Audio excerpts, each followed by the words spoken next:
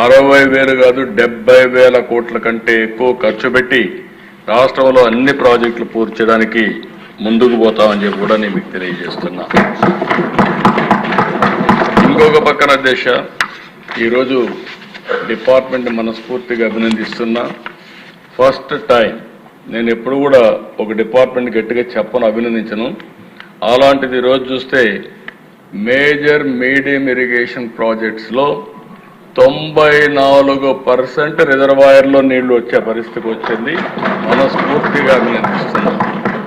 జలకళ ఎక్కడికక్కడ ఉట్టి పడతా ఉంది. ఈరోజు మనం చూస్తే ఇప్పటికిక్కడ చూసినప్పుడు 1048 టీఎంసీ నీళ్లున్నాయి, 80%.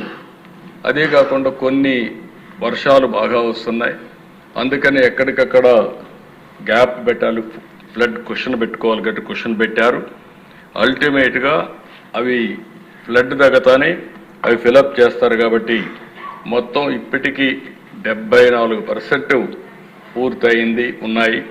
ఇది ఒక వినూత్నమైన కార్యక్రమం. కొన్ని ప్రాజెక్టులు కొన్ని ఇబ్బందులు వచ్చాయి. తుంగభద్ర గేట్స్ కొట్టుకొని పోయినాయి, మొన్నే నిలిపాం. 25 టీఎంసీ నీళ్లు తగ్గించాల్సి వస్తూ ఉంది. పిఏబిఆర్ ఒక 5 టీఎంసీ నీళ్లు తగ్గించాల్సి వస్తూ ఉంది. ఎందుకంటే అక్కడ సేఫ్టీ ఆఫ్ ది డ్యామ్ ఇవన్నిటి కోసం దాన్ని కూడా స్టడీ చేస్తున్నాం. అలగనూరు ఒక 3 టీఎంసీ తగ్గించే పరిస్థితికి వచ్చాం. అన్నమయ్య ఆ రోజు కొట్టుకొని పోతే పట్టించుకోని పరిస్థితి, దానివల్ల 2.4 టీఎంసీ నీళ్లు అక్కడ కూడా తగ్గే పరిస్థితి వస్తూ ఉంది. అదే మరి సోమశిల కందలేరు పోయినసారి నీళ్లు బ్రహ్మాండంగా పెట్టాం, ఈసారి కూడా పెడుతున్నాం. అక్కడుండే ప్రత్యేకమైన పరిస్థితులు ల్యాండ్ అక్విజిషన్ ఇవన్నీ కూడా ఒక 11 టీఎంసీ నీళ్లు పెండింగ్ ఉండే పరిస్థితి వస్తూ ఉంది. అయితే ఇక్కడుండే సభ్యులందరికీ నేను ఒకటే విజ్ఞప్తి చేస్తున్నా, ఒక సాగునీరు అంటే వాటర్ రిసోర్స్ అంటే ఒక మేజర్ ఇరిగేషన్ మైన్ ఇరిగేషనే కాదు.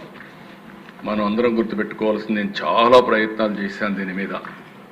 సుదీర్ఘమైన రాజకీయాల్లో మీరు చూస్తే సాగునీటి ప్రాజెక్టుల కింద మేనేజ్మెంట్ కోసం వాటర్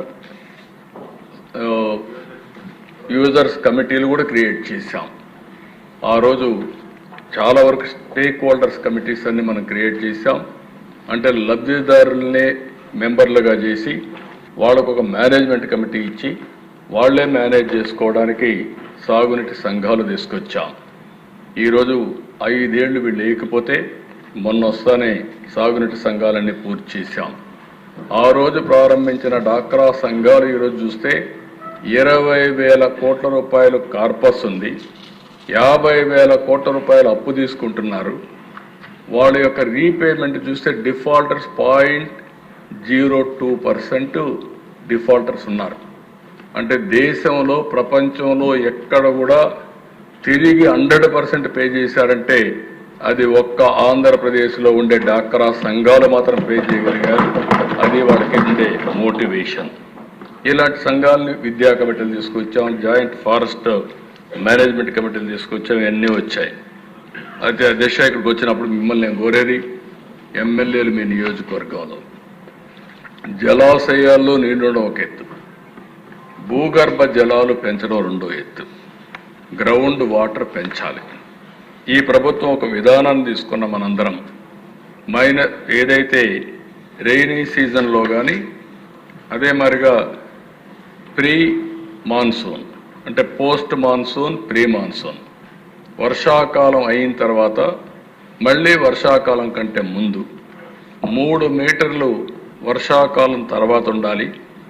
అదే మాదిరిగా మళ్ళీ వర్షాలు పడే ముందుకి 8 మీటర్లు ఉండాలి. 5 మీటర్లే మనం వాడుకోవాలి. అది వాడుకుంటే ఒక 700 టీఎంసీ నీళ్లు భూగర్భ జలాలు పెరుగుతాయి. ఈరోజు 1000 అడుగులకు వెళ్ళిపోతా ఉంది. 1000 అడుగులంటే మీరు అర్థం చేసుకోవాల్సిన అవసరం ఉంది. దీనివల్ల విపరీతంగా కరెంట్ ఛార్జీలు ఒక పక్కనైతే ఎన్విరాన్మెంట్ కూడా ఇంబ్యాలెన్స్ అయ్యే పరిస్థితి వస్తూ ఉంది.